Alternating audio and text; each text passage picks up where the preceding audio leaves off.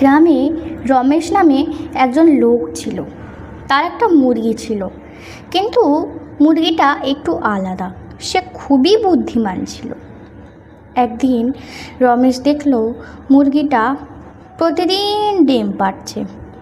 হঠাৎ আরেকদিন আসলো, মুরগিটা ডিমই পারল না। রমেশ ভাবল, এই মুরগি নিশ্চয়ই আলসেমি করছে। পরদিন সকালে রমেশ মুরগিকে বলল, আজ যদি তুমি ডিম না দাও তোমাকে বিক্রি করে দেব।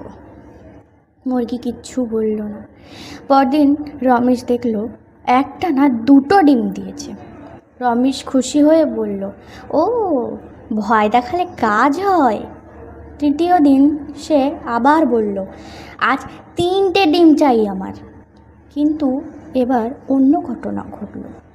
মুরগি একটাও ডিম দিল না।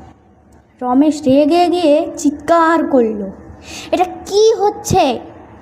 তখন পাশের এক বুড়ো লোক হাসতে হাসতে বলল, ওরে বোকা, মুরগি কি মেশিন নাকি? বেশি চাপ দিলেই কাজ অনেক হবে। রমেশ লজ্জা পেয়ে চুপ করে গেল। শিক্ষা: বেশি লোভ করলে যা আছে সেটাও হারাতে হয়। এরকম গল্প পেতে হলে সাবস্ক্রাইব করো।